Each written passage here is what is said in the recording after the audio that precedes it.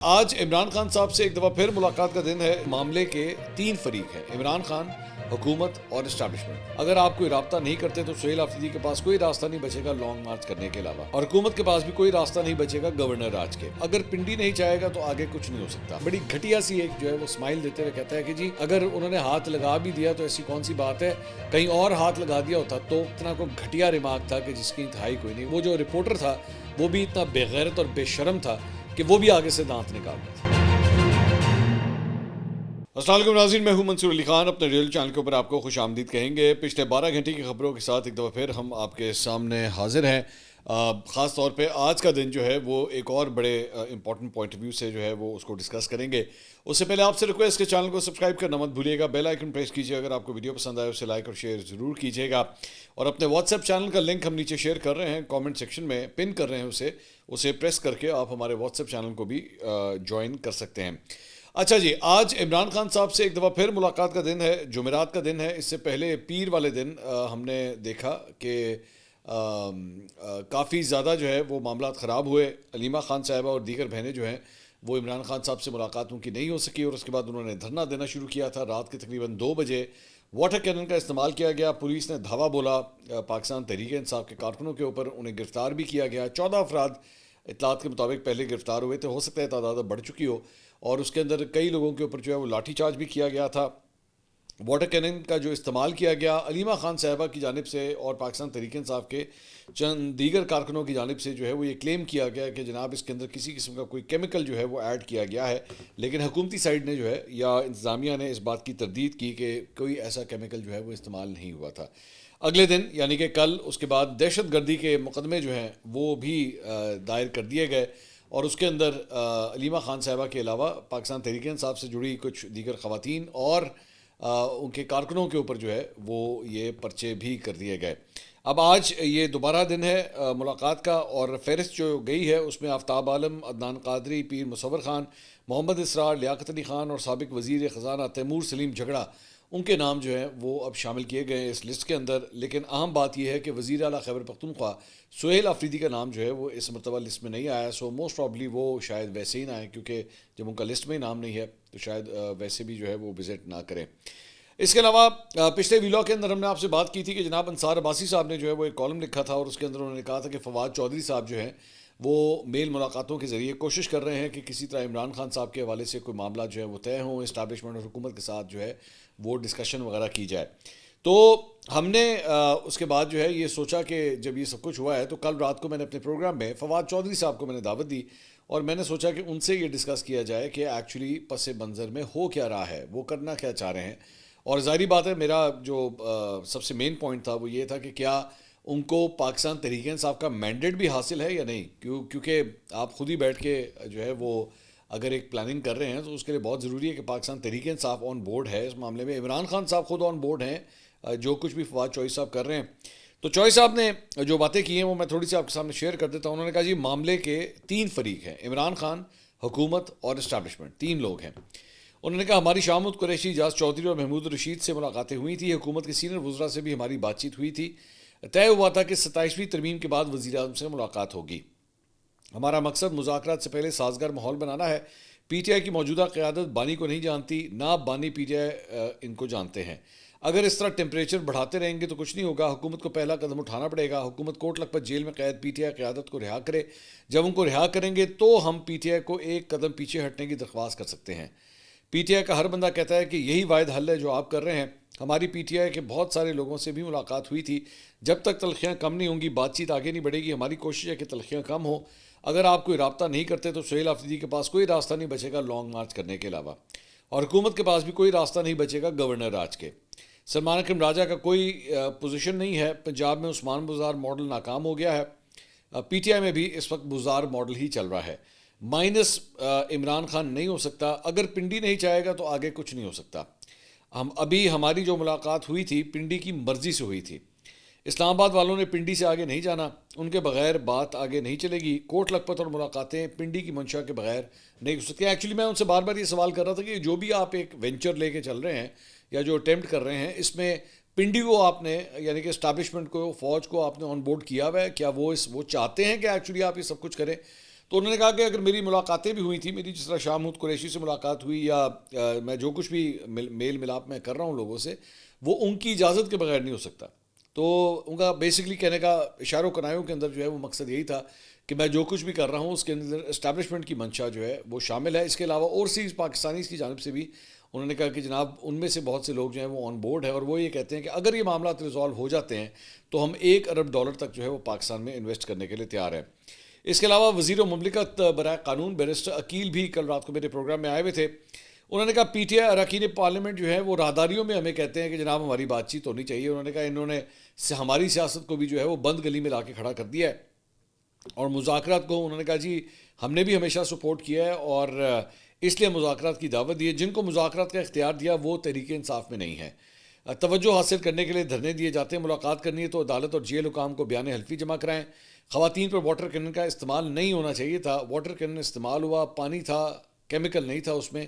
لوگوں کو منتشر کرنے کے لیے صرف ٹھنڈا پانی استعمال کیا گیا. تو انہوں نے کہا کہ جی اسی لیے سردیوں کے دن چل رہے ہیں تو اسی لیے ان کو ٹھنڈا پانی جو ہے وہ کافی زیادہ تکلیف دہ ثابت ہوا ہے. انہوں نے کہا جی عمران خان کو جیل مینول کے مطابق سہولیات دی جا رہی ہیں. عمران خان نے کھانے کا جو شیڈیول بنایا، جو مینیو بنایا، اس کے مطابق انہیں جو ہے وہ دیا جاتا ہے. عمران خان سے جیل ملاقاتیں اور بچوں سے بات کروائی گئی. بچے اب کہہ رہے ہیں کہ آئیں گے، انہیں 2-2.5 سال پہلے آ جانا چاہیے تھا. میں وزیر اعظم سے گزارش کروں گا کہ کمیٹی بنائے، کمیٹی جیل میں جا کر عمران خان کی سہولیات کا جائزہ لے. ایکچولی میں نے اس پروگرام کے اندر جو ہے میں نے ایک ریکمنڈیشن یہ دی تھی کہ جی اتنی جو لڑائی جھگڑا چل رہا ہے کہ عمران خان صاحب کو کس حالت میں رکھا ہوا ہے، کیا رکھا ہوا ہے، تو بہتر نہیں ہے کہ آپ ایکچولی کچھ جرنلسٹ کا 3-4 جرنلسٹ کا ایک گروپ بنا دیں اور وہ جا کے عمران خان صاحب کا جیل سیل بھی وزٹ کر لیں، عمران خان صاحب سے بھی ملاقات کر لیں، اور اس کے بعد باہر آ کے بالکل اسی طرح رپورٹ کریں جو کچھ انہوں نے وہاں پہ دیکھا ہے. تو انہوں نے کہا ہاں یہ آپ کی تجویز اچھی ہے، اس کو میں وزیر اعظم کے سامنے رکھوں گا اور میں دیکھتا ہوں کہ پرائم منسٹر اس کے اوپر جو ہے وہ پھر کیا بات کرتے ہیں. اس کے علاوہ شفیع جان صاحب جو بیسیکلی ترجمان ہیں خیبر پختونخوا حکومت کے، وہ بھی رات کو میرے پروگرام میں آئے ہوئے تھے. تو ان کے ساتھ بھی یہی ڈسکشن، بیسیکلی میرا مقصد اس سارے ڈسکشن کا یہ تھا کہ کسی طرح کوئی حل جو ہے وہ نکلنا چاہیے. تو انہوں نے بھی کہا کہ جی بالکل مذاکرات جو ہے وہ ہو تو سکتے ہیں، لیکن ہم جو ہے وہ یہ بھی چاہیں گے کہ کوئی نیوٹرل فریق جو ہے وہ بیچ میں آئے. اس کے اندر سول سوسائٹی کے لوگ بھی ہو سکتے ہیں، اس میں جرنلسٹ بھی ہو سکتے ہیں اور وہ اپنا کردار ادا کر سکتے ہیں. اور وہ مولانا فضل الرحمان صاحب کا بھی انہوں نے نام لیا. مجھے بڑی حیرانگی ہوئی کہ جب انہوں نے مولانا فضل الرحمان صاحب کا نام لیا، کیونکہ بار بار جب بھی پاکستان تحریک انصاف مولانا فضل الرحمان کا نام لیتی ہے تو ایک دم مجھے عمران خان صاحب کے وہ ڈیزل والے نعرے اور وہ سب کچھ جو ہے وہ یاد آ جاتا ہے کہ کس طرح ٹھٹا اڑایا جاتا تھا مختلف جلسوں کے اندر. مولانا فضل الرحمان کا ڈیزل کے نعرے لگوائے جاتے تھے تاکہ اور بھی زیادہ جو ہے وہ نفرت پیدا ہو مولانا فضل الرحمان کے حوالے سے. آج پاکستان تحریک انصاف یہ کہتی ہے کہ جناب مولانا فضل الرحمان صاحب کوئی رول ادا کریں اور معاملات جو ہے وہ کسی طرح ریزالو کریں. خیر انہوں نے کہا کہ جی عمران خان سے ملاقات نہ کرانا عدالتی احکامات کی خلاف ورزی ہے. بیرسٹر عقیل کے بارے میں انہوں نے کہا کہ انہوں نے جو باتیں بھی کی ہیں وہ بالکل جھوٹ ہے، میں ان کی بات سے جو ہے ایگری نہیں کرتا. اس کے علاوہ شفیع جان جو ہیں شاہ زیب خانزادہ کے شو میں بھی کل رات کو آئے ہوئے تھے. انہوں نے کہا جی خیبر پختونخوا میں ایسے کون سے حالات ہیں کہ گورنر راج کی باتیں ہو رہی ہیں. سہیل آفریدی نے کون سا ایسا غیر آئینی یا غیر قانونی اقدام کر لیا ہے کہ گورنر راج کی ضرورت پڑ گئی ہے. گورنر راج تو وہاں لگتا ہے جہاں گورننس کے مسائل ہوں اور جہاں کوئی غیر قانونی یا غیر آئینی کام ہوا ہو. وفاق کے ساتھ ورکنگ ریلیشن شپ ہونی چاہیے. ہم نے NFC ایوارڈ کے اجلاس میں شرکت کی ہے. ہم نے اپنے صوبے کا مقدمہ سامنے رکھا ہے. اندازے کے مطابق صوبے کے 4,500 ارب روپے بقایا جات ہیں. ہم نے یہ مسئلہ بھی اٹھایا ہے. تو ان سے سوال ہوا کہ کیا سہیل آفریدی جو ہیں وہ خود اسٹیبلشمنٹ کے ساتھ اس وقت رابطے میں ہے. اس سوال کے جواب میں انہوں نے کہا کہ صوبائی حکومت کا صرف وفاق کے ساتھ ورکنگ ریلیشن شپ ہے، بیک ڈور رابطے نہیں ہو رہے. جہاں تک سہیل آفریدی کی عمران خان سے ملاقات کا سوال ہے تو ہم 10 دفعہ ملاقات کے لیے گئے، ملاقات نہیں کرنے دی گئی. جیل حکام عدالتی احکامات کو خاطر میں نہیں لا رہے. اس کے علاوہ پاکستان تحریک انصاف کی ایک بڑی کنٹروورشل سینیٹر مشال یوسف زئی صاحبہ، وہ کل محمد مالک صاحب کے شو میں آئی ہوئی تھی. انہوں نے کہا جی حکومت چاہتی ہے کہ عمران خان خاموش ہو جائیں. اگر عمران خان نے خاموش رہنا ہوتا تو جیل کیوں جاتے؟ ہماری پارٹی جمہوری پارٹی ہے جس میں ہر ایک کو حق ہے اختلاف رائے رکھنے کا. گھر کا بڑا نہ ہو تو لڑائیاں ہوتی ہیں. تحریک انصاف کے ساتھ بھی یہی مسئلہ ہے. میرے خیال میں ٹویٹر پر جو بیانات دیے جاتے ہیں یہ کون دیتا ہے یہ سلمان اکرم راجہ کو پتہ ہوگا. علیمہ خان غیر سیاسی خاتون ہیں، ان کا پارٹی سے کوئی لینا دینا نہیں ہے. اب علیمہ خان صاحبہ جو ہیں وہ ماضی کے اندر مشال یوسف زئی کے حوالے سے جو ہے اپنی جو ریزرویشنز ہیں اس کو بڑا کلیئرلی میڈیا کے سامنے بول چکی ہیں. ان کو وہ مشال یوسف زئی جو ہیں وہ زیادہ پسند نہیں ہیں. تو اب مشال یوسف زئی بھی جو ہے وہ بڑا کلیئرلی کہہ رہی ہیں کہ جناب علیمہ خان صاحبہ کے بھی پاکستان تحریک انصاف کے ساتھ کوئی تعلق نہیں ہے. انہوں نے کہا مجھے عمران خان نے بشرا بی بی کا ترجمان بنایا ہے، مجھے بشرا بی بی نے ترجمان نہیں بنایا، میں تو جیل سے پہلے کبھی بشرا بی بی سے ملی بھی نہیں تھی۔ میری ان سے پہلی ملاقات اسلام آباد میں ہوئی تھی، عمران خان نے مجھے ان سے انٹروڈیوس کرایا، اور پھر جب عدت کیس کا فیصلہ آیا تو خان صاحب نے مجھے ان کی ترجمانی کی ذمہ داری دی۔ ان سے سوال ہوا کہ نوجوانوں اور بابوں کے درمیان بھی ایک لڑائی چل رہی ہے، آپ کس کی طرف ہیں؟ آپ بابوں کی بات سنتی ہیں؟ انہوں نے کہا کہ جی میں صرف عمران خان صاحب کی جو ہے میں بات سنتی ہوں۔ اس کے علاوہ پاکستان تحریک انصاف کے رہنما اور سابق وزیر اعلیٰ خیبر پختونخوا علی امین گنڈا پور نے گورنر پنجاب سے ملاقات پر افواہوں کو بلا جواز پروپیگنڈا جو ہے وہ قرار دے دیا ہے، اور انہوں نے کہا کہ میں کسی سے نہیں ڈرتا، اگر کہیں جاؤں گا تو خود بتاؤں گا۔ ان کی ایک ملاقات ہوئی تھی تو اس کے اوپر چہم گوئیاں ہوئی تھی کہ شاید گنڈا پور صاحب جو ہیں پاکستان تحریک انصاف سے اس وقت ناراض ہیں، اور شاید اس وجہ سے وہ پاکستان پیپلز پارٹی کے حوالے سے کوئی بات چیت جو ہے وہ اس وقت چل رہی ہے۔ انہوں نے کہا میلے میں یوسف رضا گیلانی اور گورنر پنجاب سے ملاقات پر بلا جواز پروپیگنڈا کیا گیا۔ پروپیگنڈا اور ڈرامے چھوڑ کر عوام کی خدمت پر توجہ دی جائے۔ جب تک زندہ ہوں تحریک انصاف کے ساتھ رہوں گا، عمران خان کے ساتھ کھڑا ہوں اور کھڑا رہوں گا۔ تحریک انصاف کے خلاف فسطائیت آج کی نہیں ہے بلکہ ایک عرصے سے جاری، اور عمران خان ناحق قید اور جھوٹے اور جعلی مقدمات کا سامنا کر رہے ہیں۔ عمران خان کو انصاف نہیں مل رہا، آئین اور قانون کا مذاق بنایا جا رہا ہے۔ اس کے علاوہ جناب وزیر اعلیٰ خیبر پختونخوا سہیل آفریدی نے اچانک دورے کے بعد لیڈی ریڈنگ ہاسپٹل کے ڈائریکٹر کو ناقص کارکردگی پر فوری طور پر عہدے سے ہٹا دیا ہے۔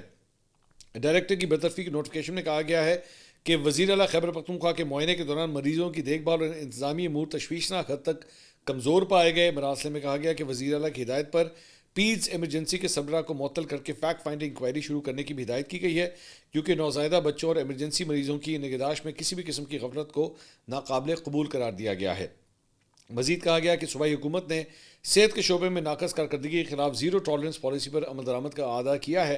اس سے پہلے رپورٹس میں بتایا گیا کہ وزیر اعلیٰ سہیل آفریدی کے دورہ لیڈی ریڈنگ ہاسپٹل کے ایک دوران ڈاکٹر کو پروٹوکول کی خلاف ورزی کے اوپر جو ہے وہ نوٹس جاری کیا گیا تھا، بعد میں ہسپتال انتظامیہ نے خبروں کو بے بنیاد قرار دے دیا تھا۔ اس کے علاوہ وفاقی وزیر اطلاعات عطا اللہ تارڑ نے کہا ہے کہ جی ریٹائرمنٹ کے بعد فیض حمید عمران خان کو پولیٹیکل ایڈوائزر رہے ہیں۔ فیض حمید پر سیاسی سرگرمیوں میں حصہ لینے کی ممانعت تھی۔ 9 مئی جیسے واقعات اور بغاوت کروانے میں فیض حمید شامل رہے ہیں۔ فیض نیازی گڑھ جوڑ کے حوالے سے تمام شواہد بھی موجود ہیں۔ تحقیقات میں جو شواہد ملے اس پر معاملے نے آگے بڑھنا ہے۔ دیکھتے ہیں کہ تحقیقات میں چیزیں کیسے آگے بڑھیں گی۔